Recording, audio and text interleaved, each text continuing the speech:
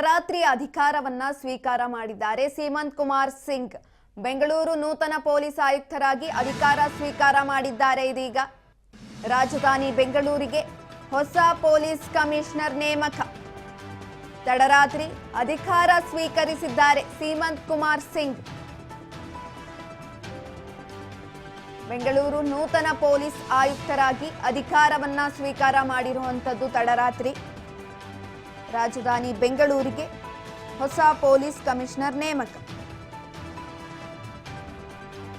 ಬೆಂಗಳೂರು ನೂತನ police commissioner ಆಗಿ ಸೀಮಂತ್ ಕುಮಾರ್ ಸಿಂಗ್ ಅವರನ್ನ ನೇಮಕ ಮಾಡಿ ಸರ್ಕಾರ ಆದೇಶವನ್ನ ಹೊರಡಿಸಿದೆ.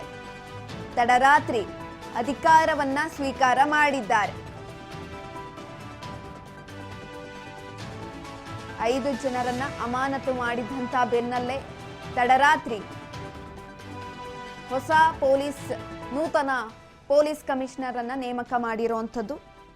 199ರ ಬ್ಯಾಚ್ ಅಧಿಕಾರಿಯಾಗಿರುವಂತಹ ಸೀಮಂತ್ ಕುಮಾರ್ ಸಿಂಗ್ ಮೂಲತಃ ಬಿಹಾರದವರು. ಇವರು Bengaluru additional commissioner, central range IG ಆಗಿ ಕೂಡ ಕಾರ್ಯನಿರ್ವಹಿಸಿರ್ತಾರೆ. ಇದೀಗ ಬೆಂಗಳೂರು ರಾಜಧಾನಿ ಬೆಂಗಳೂರಿನ ಪೊಲೀಸ್ ಕಮಿಷನರ್ ಆಗಿ ಅಧಿಕಾರವನ್ನ ಸ್ವೀಕಾರ ಮಾಡಿದ್ದಾರೆ. ಈ ಹಿಂದೆ ಬೆಂಗಳೂರು ಪೂರ್ವ ವಿಭಾಗದ ಐಜಿ ಆಗಿ ಕೂಡ ಕಾರ್ಯವನ್ನ ನಿರ್ವಹಿಸಿರ್ತಾರೆ. ಅವರು ಎಸಿಬಿ ಮುಖ್ಯಸ್ಥರಾಗಿ ಕೂಡ ಕಾರ್ಯನಿರ್ವಹಣೆ ಮಾಡಿದ್ರು. ಇದೀಗ 39ನೇ ಬೆಂಗಳೂರು ಪೊಲೀಸ್ ಆಯುಕ್ತರಾಗಿ ನಿಯುಕ್ತಿಗೊಂಡಿದ್ದಾರೆ.